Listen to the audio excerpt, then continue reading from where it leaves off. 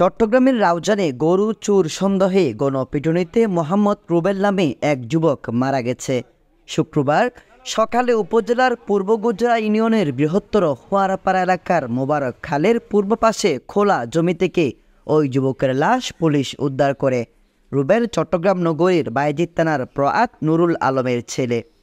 স্থানীয়রা জানায়, ভোরে পূর্ব গুজরা ইউনিয়নের হোয়ারাপাড়ার টিপু বড়ুয়ার গোয়ালঘর থেকে একটি গরু চুরি করে নেয়ার সময় স্থানীয় লোকজন বিষয়টি টের পেয়ে রুবেল নামের এক যুবককে গণপিটুনি দেয়। মারা গেলে তার লাশ পরে বিলের মাঝখানে ফেলে রাখা হয়।